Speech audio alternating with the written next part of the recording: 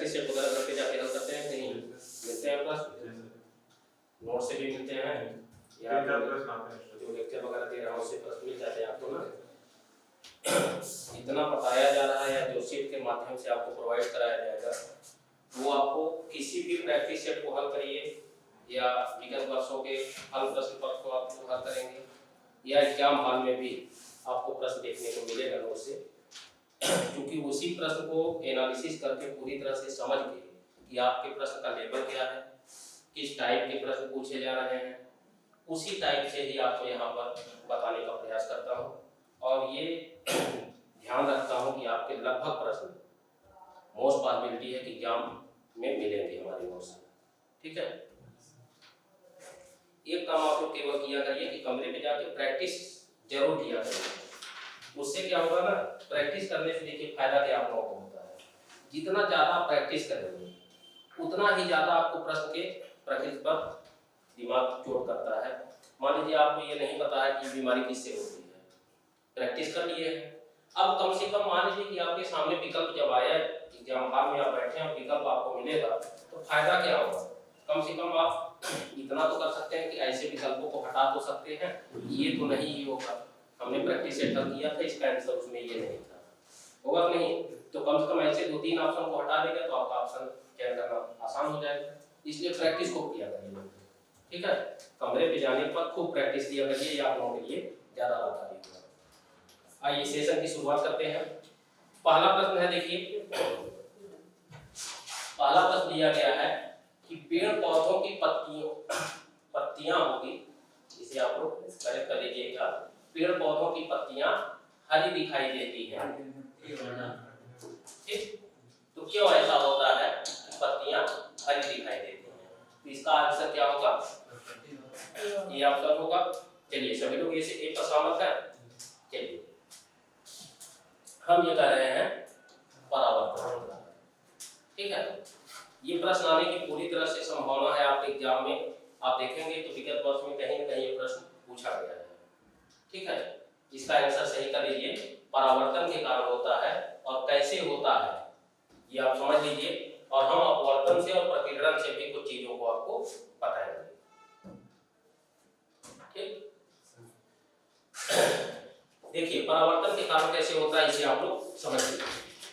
हम अपनी आंखों से जो भी देखते हैं, जो कुछ भी हम अपनी आंखों से देखते हैं वो अंधेरे में देखना संभव होता है। मान लीजिए यहीं आप बैठे हैं, पूरी तरह से प्रकाश एकदम उजाला है, तब तो आप यहाँ पर अगर हम नीडिल भी गिरा दें तो आप बता सकते हैं सब वहाँ नीडिल है, कर सकते हैं नहीं। लेकिन अंधेरे कमरे में हम इस मार्कर को गिरा दें या हम अपने इस रिमोट को गिरा दें तो क्या वो दिखता है, नहीं दिखता। या इसी कमरे में ही एकदम पूरी तरह से अंधेरा कर दें और आपको इसी गेट से एंट्री दे दें तो क्या आप बता सकते हैं कि इसमें कहाँ पर कुर्सियां लगी हैं, कहाँ चेयर लगे हैं, कहाँ मेज लगा हुआ है, आपको पता ही नहीं चलेगा, होता है नहीं। क्यों ऐसा होता है, जबकि आंख वही है, आप भी वही हैं। और एक ही दिन की घटना उठाइए कि सुबह आप पूरी तरह से गाजर खिला दिए, विटामिन ए का स्रोत है, विटामिन ए का स्रोत है, और विटामिन ए की कमी से कौन सा रोग होता है, रतौंधी रोग होता है। अर्थात पूरी तरह से दिन भर आपको गाजर खिलाया गया, ठीक है, कि रतौंधी न रहे, रतौंधी का कोई सिम्टम न रहे, उसके बाद भी अंधेरे कमरे में आपको छोड़ दें तो आप यही कहेंगे कि सर इस कमरे में कुछ दिखाई नहीं दे रहा है। क्यों ऐसा होता है, इसके पीछे रीजन देखिए कि मान लीजिए कल्पना करिए कि यहाँ पर एक मेज रखा हुआ है, ठीक है, कमरे में बल्ब यहाँ पर लगा हुआ है, ठीक है, और हम यहाँ पर खड़े हैं, अर्थात ये हमारी आंख है। तो हम अंधेरे कमरे में, मान लीजिए कि जिस कमरे का वातावरण है ये पूरा क्या है, अंधेरा, ठीक। जब हम शुरू में कमरे में जा रहे हैं अर्थात बल्ब ऑन नहीं है, ऐसी स्थिति में जब हम कमरे में जाते हैं तो हमको ना ये पता चलता है कि यहाँ पर मेज है वहाँ कोई बल्ब लगा हुआ है, अर्थात हम ये भी नहीं बता सकते कि जहाँ हम खड़े वहाँ से दीवार कम से कम कितना दूर होगा। हम लोग देखिए क्या करते हैं, इस तरह से हाथ करके एक सहारा लेते हैं कि अगर कुछ सामने होगा तो हम उससे टकराएंगे और टकराने के बाद वहाँ से हट जाएंगे, ठीक है, क्लियर हुआ चीज। तो अंधेरे कमरे में मेज हमको नहीं दिखाई दिया, लेकिन जैसे ही कमरे में प्रकाश किया गया अर्थात बल्ब को ऑन कर दिया जाता है तो हमको कोई भी चीज जब दिखाई देता है, कोई भी वस्तु, वो परावर्तन के सिद्धांत पर, देखिए यहाँ से आंख के द्वारा हम सीधे मेज को नहीं दिखाई कैसे देता है, यहाँ से बल्ब का रोशनी, यहाँ से किरण जाती है, मेज से टकराती है और टकराने के पश्चात ये परावर्तित होती है और परावर्तन के पश्चात ये रोशनी हमारे आंखों पर पड़ती है। ठीक है, आंखों पर ये क्या हो रहा है, ये हम कहेंगे परावर्तित किरण, परावर्तित किरण। ठीक, इसे हम कहेंगे आपतित किरण, आपतित किरण। ठीक, अर्थात किसी भी वस्तु पर प्रकाश स्रोत से पड़ने वाला आपतित किरण जब उस वस्तु से टकराने के पश्चात परावर्तित होकर हमारी आंखों पर पड़ती है वह किरण, तब हमको उस आंखों की रेटिना वाले भाग पर, रेटिना वाले भाग पर वस्तु का प्रतिबिंब बनता है। क्लियर हुआ कि वस्तु को हम अंधेरे में नहीं देख पाते, उजाले में देखते हैं, क्योंकि अंधेरे में कोई परावर्तन किरण नहीं हो पाता। ठीक है, इसीलिए हम अंधेरे में किसी चीज को नहीं देखते। और उजाले में जैसे हम वहां पर देख रहे हैं कि आप बैठे हैं तो आपको हम सीधे नहीं देख रहे हैं, इसका मतलब कि वहां से चलने वाली जो रोशनी है, बल्ब की रोशनी, वो आप पर पड़ी है, आपसे परावर्तित होकर हमारी आंखों पर आ रही है। तब हम बता सकते हैं कि आप वहां बैठे, आप वहां बैठे, आप यहाँ हैं और आप यहाँ हैं। ठीक है, तो किसी भी वस्तु का दिखाई देना किस सिद्धांत पर कार्य करता है, परावर्तन के सिद्धांत पर। क्लियर हुआ? कोई भी वस्तु, जैसे यहाँ पर ये मेज रखा हुआ है, ठीक है, तो यहाँ से इस मेज को हम अंधेरे में नहीं देखे लेकिन उजाले में सीधे दिखाई दे रहा है। कितना बड़ा मेज दिखाई दे रहा है, क्यों ऐसा है कि यहाँ से या तो यहाँ से किसी भी प्रकाश स्रोत को लीजिए, यहाँ से भी प्रकाश किरण पड़ रही है तो सबसे पहले किस पर पड़ रही है, इस मेज पर, और मेज से टकराने के बाद हमारी आंखों पर पड़ती है, तभी हम उसको देख पाते हैं।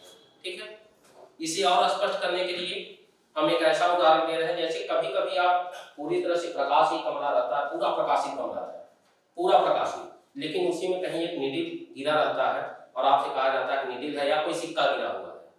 आप कपड़ा पहन रहे हैं, घर पे जाने के बाद कपड़े से सिक्का निकला, पैंट से पॉकेट से गिर गया, तो आखिर उसी कमरे में तो है, लेकिन हमको तुरंत क्यों नहीं दिखाई देता, लेकिन कुछ देर के बाद दिखाई देता है। तो तब तक नहीं दिखाई देगा जब तक उस पर पड़ने वाली प्रकाश किरण का परावर्तन हमारी आंखों तक न हो, लेकिन कुछ देर के बाद जब वो परावर्तित होकर हमारी आंखों पर पड़ता है तो हम देख लेते हैं। ठीक है, तो किसी भी वस्तु का दिखाई देना किस सिद्धांत का कार्य किया, परावर्तन। क्लियर हुआ?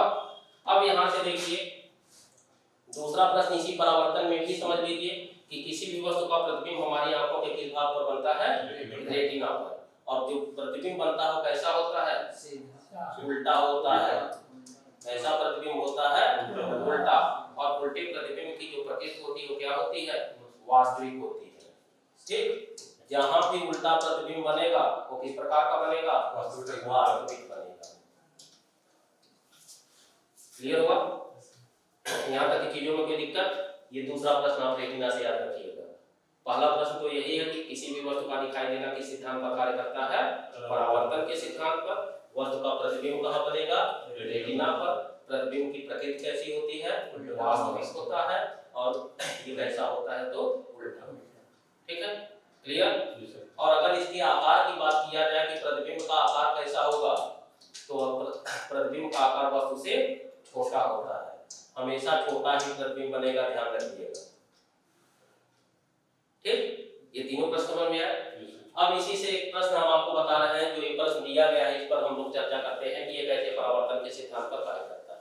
ठीक है, चलिए, तो हरे रंग पर ही नहीं, हम सभी वस्तुओं, सभी रंगों के विषय में यहाँ पर पढ़ेंगे, क्योंकि एक रंग निर्धारण, वस्तुओं का रंग निर्धारण, ये टॉपिक है आपका, और इससे भी प्रश्न आपका बन सकता है।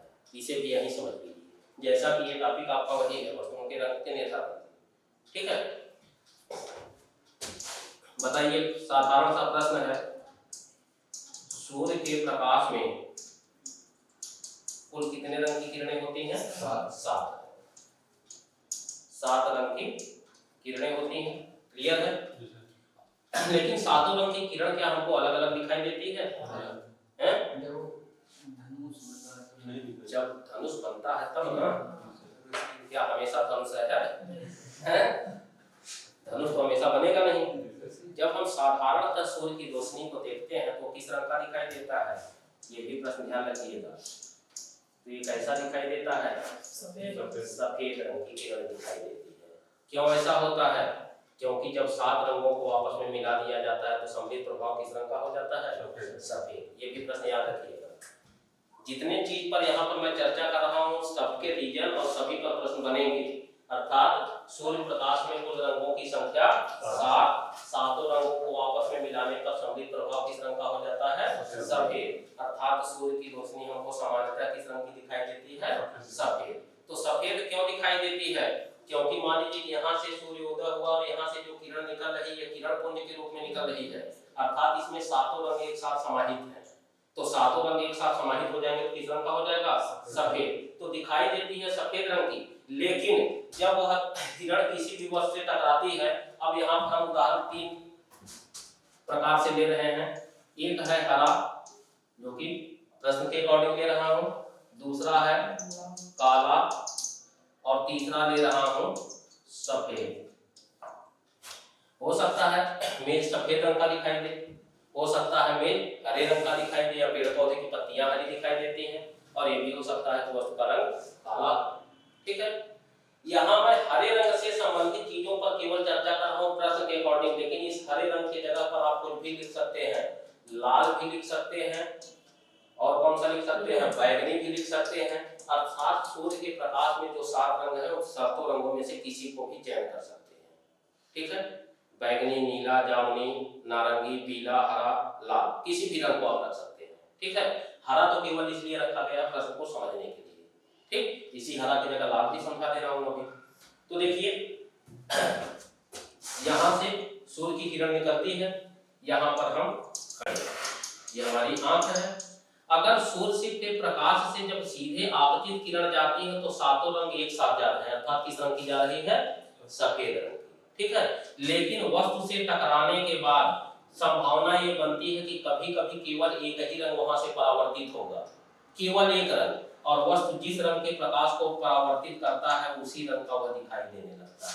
अर्थात 6 रंग को पत्तियों ने अवशोषित कर लिया है और केवल किस रंग को परावर्तित किया है? हरे रंग को। केवल हरे रंग को ही परावर्तित कर रही है, इसीलिए कैसा दिखाई दे रही है? हरे रंग की दिखाई दे रही है। ठीक, अब इनके शर्ट का रंग लें, नारंगी रंग है। तो नारंगी क्यों है? क्योंकि यहाँ से बल्ब की रोशनी जो निकल रही है वो इनके शर्ट पर पड़ने के बाद वहां से 6 रंग अवशोषित हो गए होंगे, केवल एक रंग परावर्तित हो रहा हो, किस रंग का? नारंगी रंग। अर्थात कोई भी वस्तु जिस रंग के प्रकाश किरण को परावर्तित करती है वस्तु का रंग वही हो जाता है। क्लियर?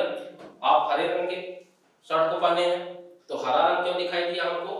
क्योंकि आपके ऊपर प्रकाश जो पड़ रहा है उसमें से 6 रंग अवशोषित हो रहा है, कौन सा रंग परावर्तित हो रहा है? हरा। क्लियर बात?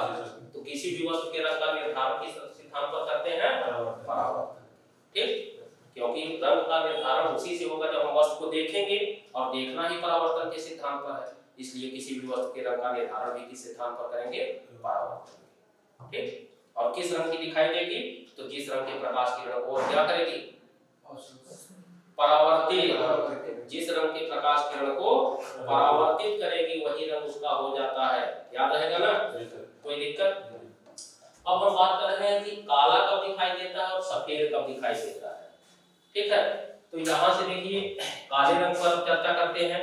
यहाँ से सूर्य के प्रकाश की किरण निकल रही है, वस्तु से टकरा रही है, और वस्तु से टकराने के बाद अगर 7 के सातों रंग अवशोषित हो जाए, कोई भी रंग परावर्तित न हो, अर्थात परावर्तित न होकर सभी रंग क्या हो जाए? अवशोषित हो जाए। तो अगर सभी रंग अवशोषित हो जाएंगे तो वस्तु किस रंग का दिखाई देगी? काले रंग की दिखाई देगी। ठीक, तो काले रंग की वस्तु कब दिखाई देती है?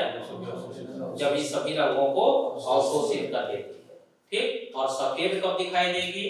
जब यहाँ से पड़ने वाले प्रकाश किरण के सातों रंगों को एक साथ परावर्तित कर देती है। यहाँ से सातों रंग परावर्तित हो रहे हैं, 7 रंग एक साथ पड़े और सातों रंग अगर एक साथ परावर्तित हो जाएंगे तो वस्तु का रंग कैसा हो जाएगा? सफेद। और सातों रंग अवशोषित हो जाएंगे तब काला, और कोई एक रंग परावर्तित होगा तो उसी रंग की दिखाई देगी जिस रंग के प्रकाश किरण को परावर्तित किया गया। जैसे इनके शर्ट का रंग लगभग सफेद है, तो सफेद है, मान लीजिए हम सफेद है ये, तो सफेद क्यों हो रहा है? क्योंकि इनके ऊपर जितने प्रकाश किरणें पड़ रही हैं सभी के सभी परावर्तित हैं। ठीक। तो सभी रंग के प्रकाश किरण को परावर्तित किया जाएगा तो वस्तु का रंग सफेद, सातों रंगों को अवशोषित कर लिया जाएगा तो वस्तु का रंग काला, और किसी एक रंग को परावर्तित किया जाएगा तो वस्तु का रंग वही दिखाई देगा जिस रंग को परावर्तित। तो पेड़ पौधों की पत्तियां हमको हरी क्यों दिखाई देती हैं? क्योंकि हरे रंग के प्रकाश किरण को वह परावर्तित। क्लियर हुआ? तो किसी भी वस्तु के रंग का निर्धारण भी परावर्तन के सिद्धांत पर करते हैं और किसी भी वस्तु का दिखाई देना भी परावर्तन के सिद्धांत पर कार्य करता है। क्लियर? कोई दिक्कत समझने में? कहीं दिक्कत नहीं है आप लोगों को? चलिए आगे हम लोग देखते हैं इसी से संबंधित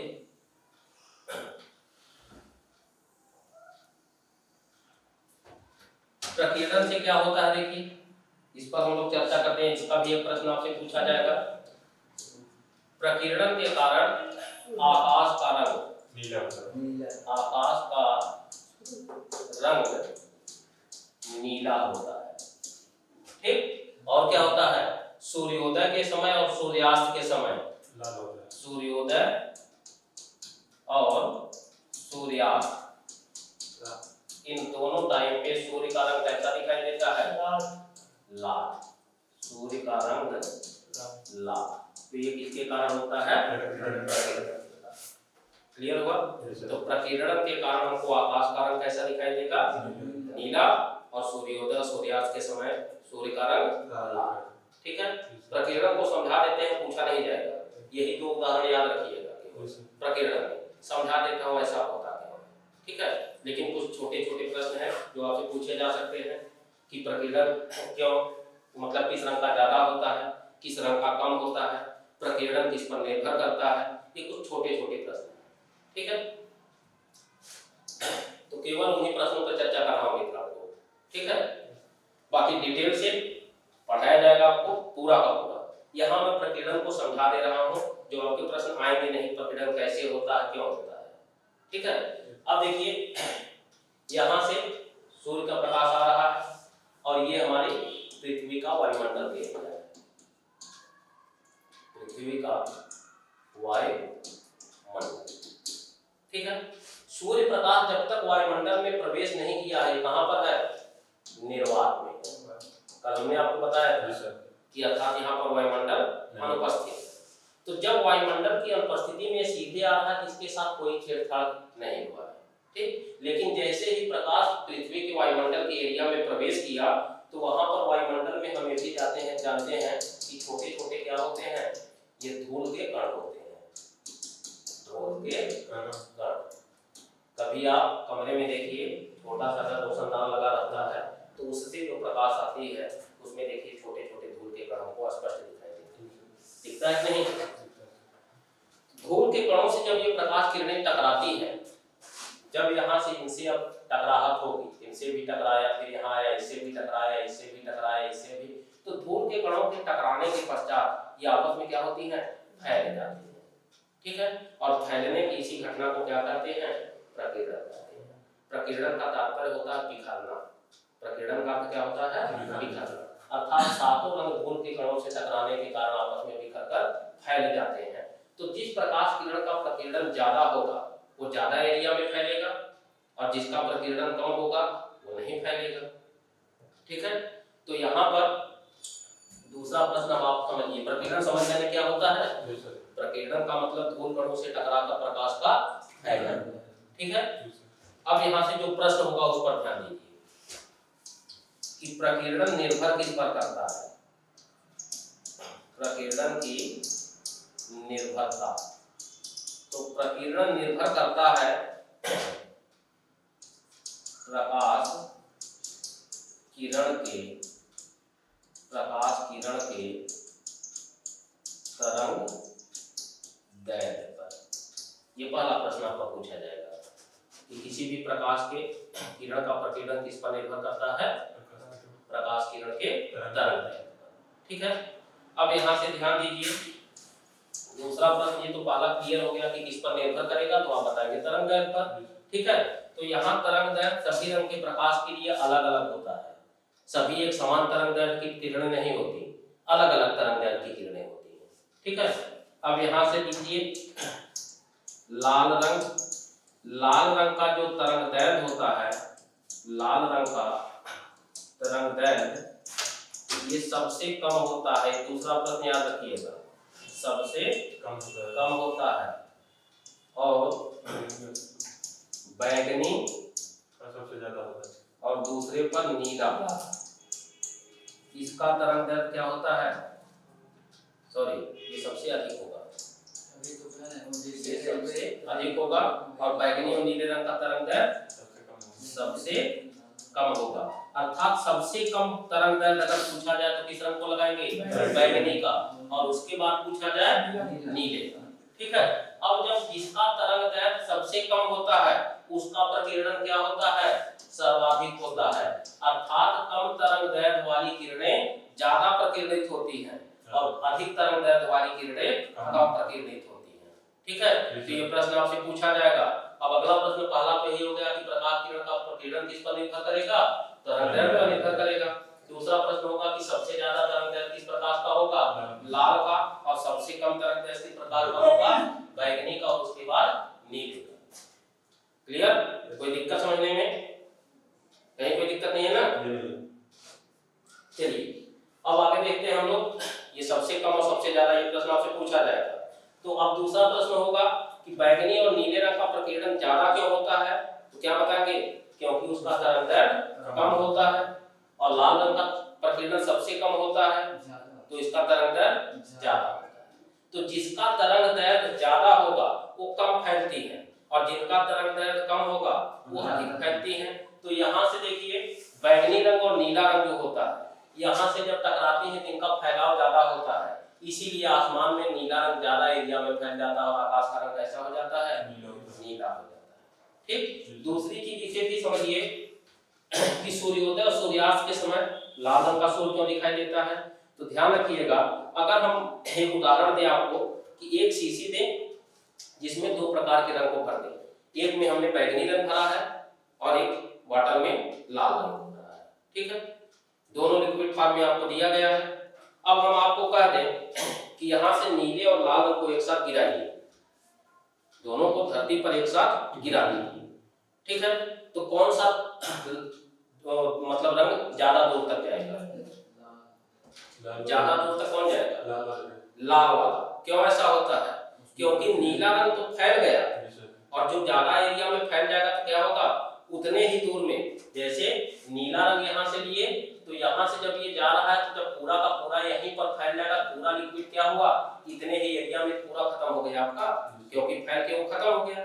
ठीक है, लाल रंग नहीं फैल रहा है, इसका मतलब लाल रंग ज्यादा दूर तक बह के जाएगा, होगा कि नहीं भाई। अगर हम लाल रंग को गिरा रहे हैं, लाल रंग फैल नहीं रहा है और वो सीधे क्या होगा, बहते हुए चला जाएगा, जबकि नीला रंग उसी एरिया में क्या हो रहा है, फैल रहा है। तो नीला रंग तो फैल के पूरी तरह से खत्म हो गया, लेकिन लाल रंग क्या हुआ, फैल नहीं रहा, क्या हो रहा है, बहते बहते दूर तक जा रहा है।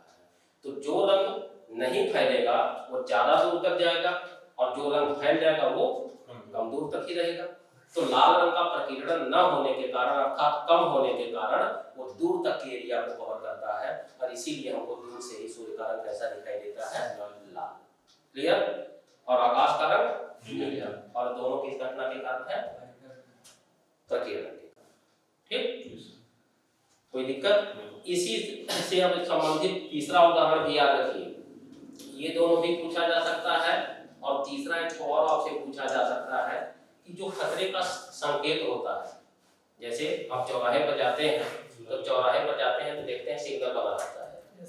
ठीक, तो खतरे का जो संकेत होता है किस रंग का बनाया जाता है, लाल रंग। क्यों लाल रंग का ही बनाया जाता है, उसका प्रकीर्णन कम होता है, तरंगदैर्घ्य ज्यादा होता है। अगर ज्यादा हो जाएगा तब तो उतने ही दूर में फैल चला जाएगा, कम प्रकीर्णन होगा तो हम अगर दूर से ही रहेंगे दिखाई देगा वहां से रेड लाइट हो गया है और हमको यहीं पर खड़े हो जाना है, चौराहा क्रॉस नहीं करना है। क्लियर हुआ? तो लाल रंग का इसीलिए बनाया जाता है कि दूर से ही हमको दिखाई देता है। तो दूर से क्यों दिखाई देता है, क्योंकि ज्यादा नहीं फैलता, इसलिए दूर तक के एरिया को कवर करता है। क्लियर हुआ? तो खतरे का भी संकेत किस रंग का बनाया जाता है, लाल। और क्यों बनाया जाता है, क्योंकि उसका प्रकीर्णन ज्यादा होता है। क्लियर हुआ? कोई दिक्कत? आपको दिक्कत नहीं है समझने में? यार इतना शांत रहा था, हमें लगा था कुछ समझ ना पाया, हमें और तरीका अपनाना पड़ी। सुनते हैं ध्यान से? नहीं, ध्यान टीचर जब पढ़ाता है ना तो टीचर पढ़ाते समय आप लोगों की तरफ क्यों अपना आई कांटेक्ट बना के रखता है? क्योंकि ये प्रवृत्ति होती है, हम लोग इसी से पकड़ लेते हैं कि कौन लड़का समझ पाया हमारी भाषा को, कौन नहीं समझ पाया। तो अगर नहीं समझ पाएंगे तो हम कोई और तरीका अपनाएंगे डंडे से नहीं भाई, डरिएगा मत, डंडे से हम नहीं करते, समझाएंगे भाषा से, डंडे से नहीं, ठीक है। वैसे भी आपकी उम्र इतनी हो चुकी है कि डंडे से नहीं समझाया जाता। चलिए अब अपवर्तन पे समझते हैं हम लोग कि अपवर्तन क्या होता है। अपवर्तन से भी एक प्रश्न आपसे पूछा जा सकता है, ठीक है। तो अपवर्तन के कारण जो प्रश्न होगा उसे पहले आप लोग समझ लीजिए। पहला प्रश्न आप लोग ध्यान में रखिएगा, रात में तारों का टिमटिमाना। दिन में तारा क्यों नहीं करते? हैं? दिन में तारा क्यों नहीं करते? दिन में तारा निकलते हैं लेकिन दिखाई नहीं, सूर्य के प्रकाश अधिक होने के कारण। हाँ देखिए, कभी कभी समझ लिया करिए भाई, सही है, गलत। क्योंकि तारे जो होते हैं ना, सूर्य भी हमारा एक तारा है, ठीक। लेकिन हम देखते हैं कि रात में तारे हमको बहुत छोटे दिखाई देते हैं, लेकिन सूर्य अपेक्षाकृत बड़ा दिखाई देता है। तो ये हमारी दूरी के कारण होता है। तारों की दूरी हमसे अधिक है, पृथ्वी से और तारों के बीच की दूरी, अन्य जो जितने तारे हैं वो ज्यादा दूर हैं। तो जो बहुत ज्यादा दूर रहेंगे तो क्या होगा, छोटा दिखाई देता है। किसी चीज को आप दूर से देखिए तो क्या होता है, आकार में हमको छोटा दिखाई देता है। तो छोटा इसीलिए दिखाई देता है क्योंकि वो हमसे बहुत दूर है, ठीक है। तो जाहिर सी बात है, जब वो बहुत दूर है तो उनकी जो प्रकाश आएगी हमारे तक, वो क्या होगा, कम रोशनी हमको दिखाई देती है। जबकि सुबह जब सूर्योदय हो जाता है तो इसका प्रकाश फैल जाता है पूरी तरह से। तो फैलने के कारण इसी कमरे में मान लीजिए कि यहाँ पर ये लाइट जल रही है, इसका उदाहरण बहुत व्यवहारिक है, लीजिए इसका लाइट जल रहा हो और एक छोटी सी चिंगारी यहीं पर आप नीचे जलाइए और इसी रंग का हो, सफेद रंग का है, तो क्या उस चिंगारी को हम देख पाते हैं? नहीं देख पाते। क्यों? क्योंकि दोनों का रंग समान है और यहाँ पर इसकी रोशनी ज्यादा होने के कारण वो रोशनी दबी है, ठीक है। इसीलिए दिन के समय हमको तारे नहीं दिखाई, ठीक है। चलिए अब हम लोग प्रकीर्णन पे बात कर रहे थे, अपवर्तन पे। तो ये प्रश्न आपसे पूछा जाएगा कि रात में तारों का टिमटिमाना किस परिघटना का उदाहरण है? याद रखिएगा, प्रश्न हमको लगता है एक ही उदाहरण है, आप ये सफिशिएंट होगा, रात में तारों का टिमटिमाना, ठीक है। तो ऐसा क्यों होता है और अपवर्तन क्या होता है, इसे समझ लीजिए। अपवर्तन होता क्या है, इससे भी संबंधित प्रश्न आपसे पूछा जा सकता है।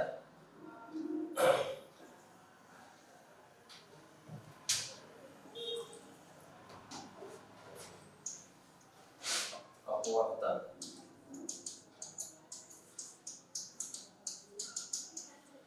देखिए, अपवर्तन का मतलब होता है मार्ग का विचलन,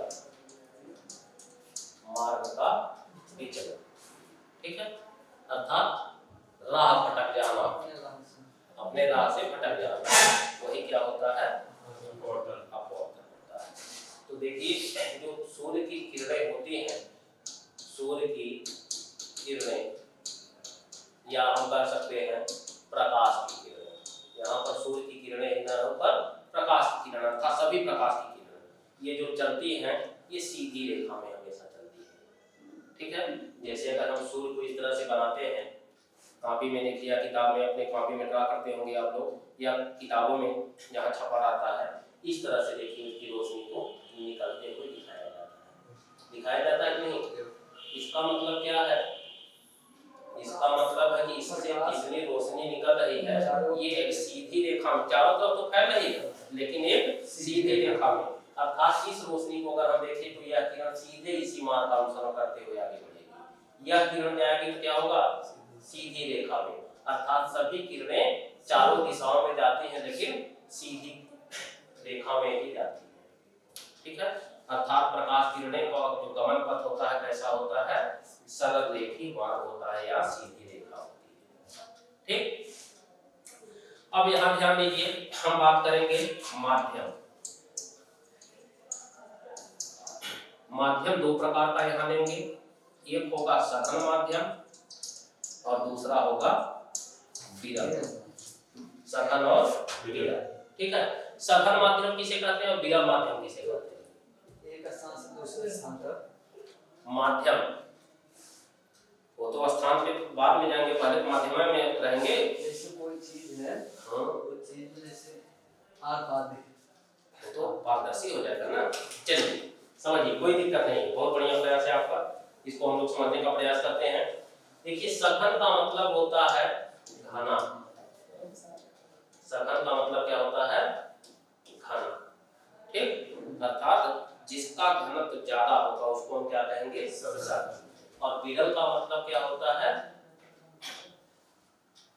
विरल का मतलब क्या होगा? जो सघन ना हो या कम घना हो, ठीक, या हम कह सकते हैं कम घना।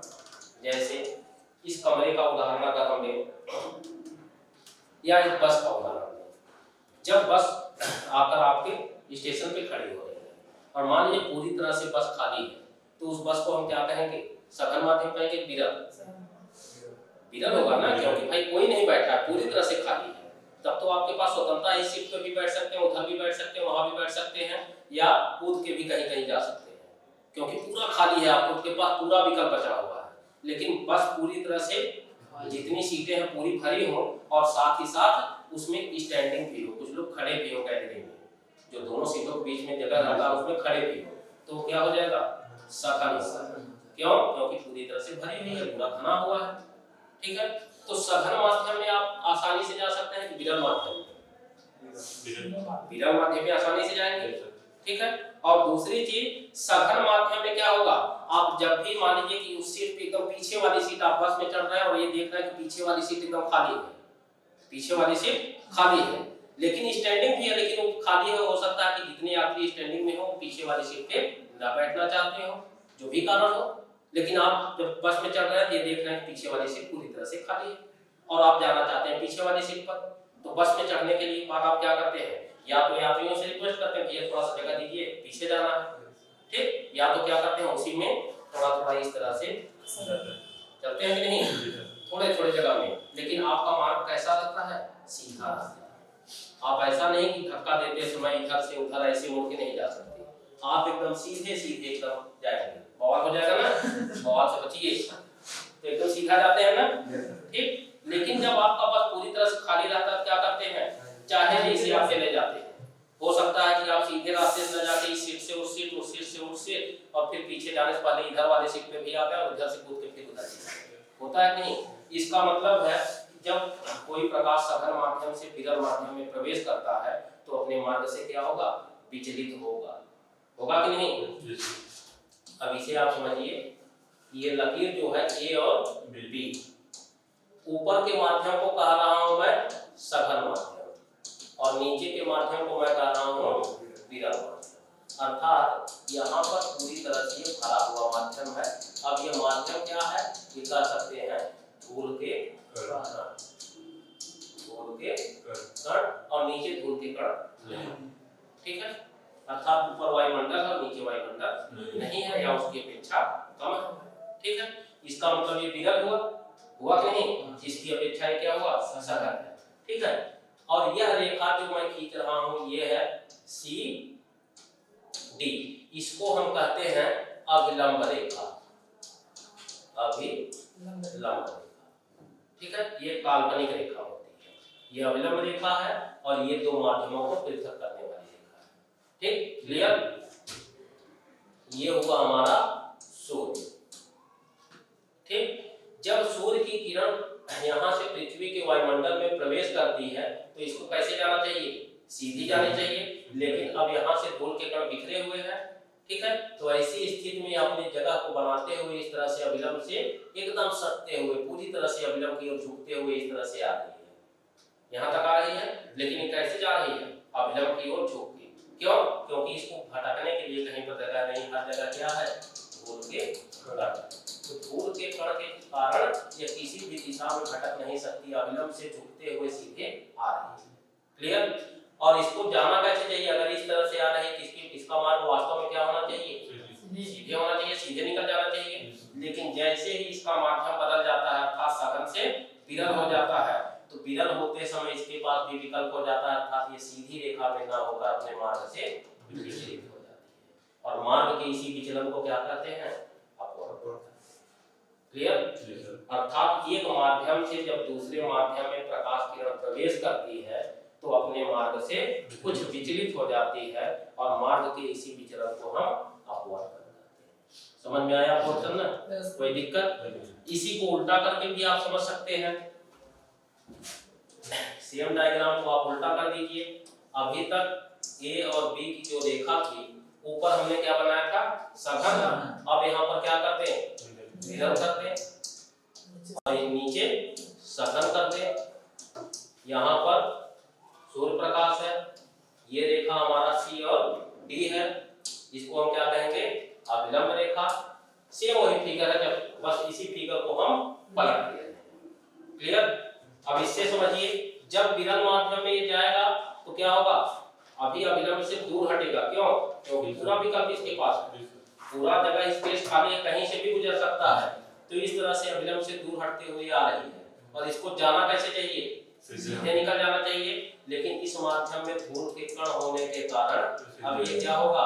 अपने मार्ग से विचलन होगा और किस तरफ होगा? अभिलंब की ओर होगा। होगा कि नहीं? क्योंकि अब इसको चारों तरफ जाने के लिए कहीं कोई मार्ग नहीं है। ऐसी स्थिति में अभिलंब की ओर झुक के इस तरह से निकलेगा। इसका मतलब यहाँ पर भी विचलित हुआ कि नहीं? तो चाहे प्रकाश किरण को सघन से विरल में भेजिए तब भी विचलन होगा और विरल से सघन में भेजिए तब भी विचलन होगा। ठीक? और मार्ग के इसी विचलन को क्या कहते हैं? अपवर्तन। क्लियर? कोई दिक्कत? तो अपवर्तन और प्रकीर्णन दोनों समझ गए हैं? कहीं कोई दिक्कत नहीं है। अब देखिए, रात में तारे टिमटिमाते क्यों हैं? इसे भी आप लोग समझ लीजिए। केवल आप लोगों को उदाहरण ही याद रखना है कि रात में तारों के टिमटिमाने का कारण कौन सी घटना है? अपवर्तन। ठीक? दूसरा प्रश्न, अगर बहुत टफ पेपर बनेगा तो अपवर्तन से और क्या पूछा जा सकता है? अपवर्तन से दूसरा प्रश्न आपसे पूछा जाएगा कि जब प्रकाश किरण सघन माध्यम से विरल माध्यम में जाता है तो विचलन किस ओर होगा? अभिलंब से दूर होगा। और विरल से सघन में आएगा तो विचलन कहाँ होगा? अभिलंब की ओर होगा। क्लियर? कोई दिक्कत? अगर पेपर टफ बना तो ये दोनों प्रश्न भी पूछे जा सकते हैं। विरल माध्यम में प्रवेश करेगा तो अभिलंब से दूर हटेगा और सघन माध्यम में प्रवेश करेगा तो अभिलंब की ओर घुस जाएगा। क्लियर? कोई दिक्कत? अब रात में तारे टिमटिमाते हैं, हम इस पर भी देख लीजिए आप लोग।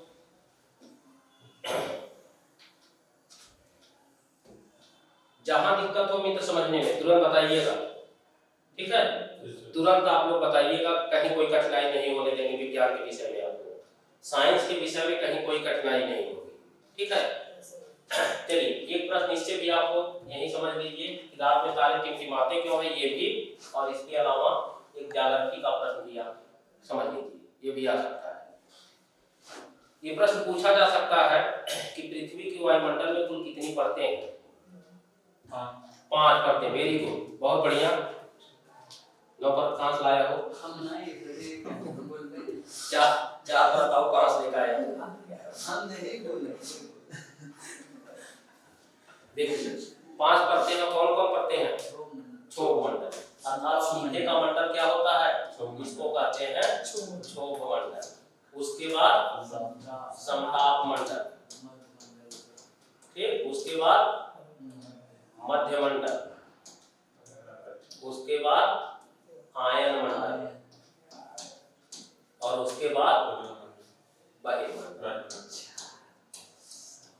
ठीक? क्लियर? अब ओजोन परत किस में पाया जाता है?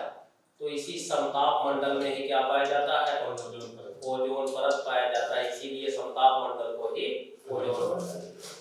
क्लियर? ये प्रश्न भी याद रखिएगा कि वायुमंडल की कुल कितनी परतें हैं?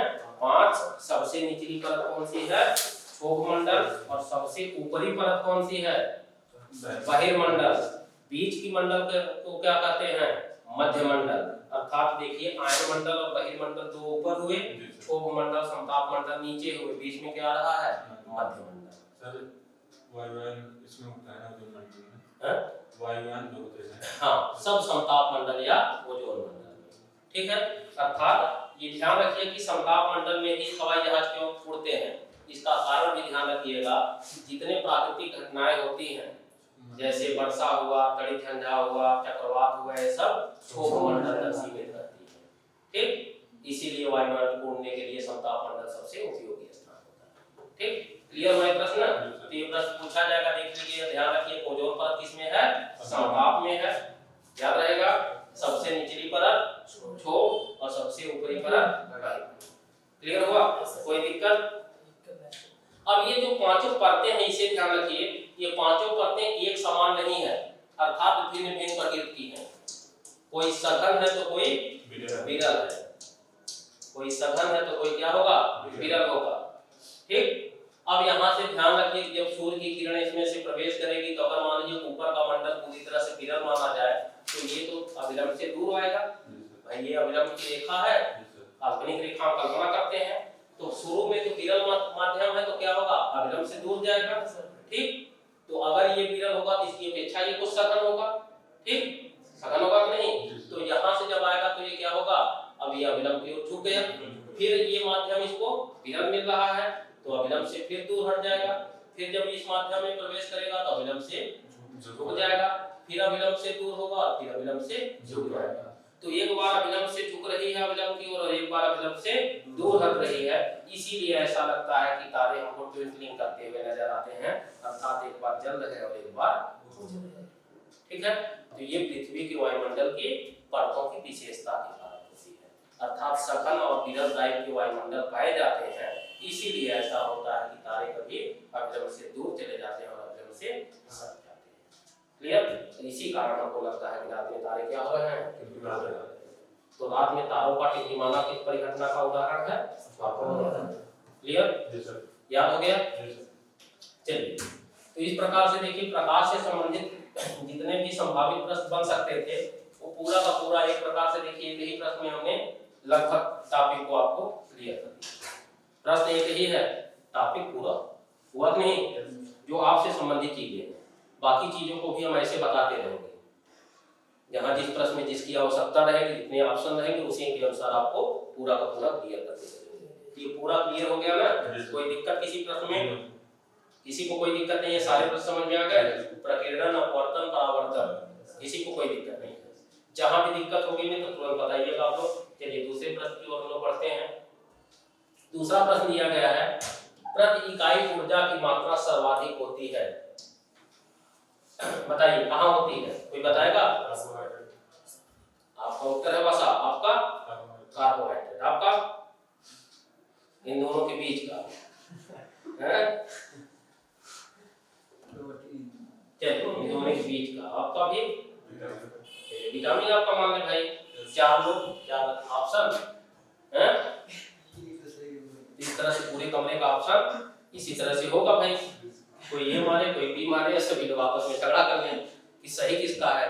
देखिए इससे संबंधित चीजें जो है इसे याद रखिएगा, सही तो आप ही कहेंगे।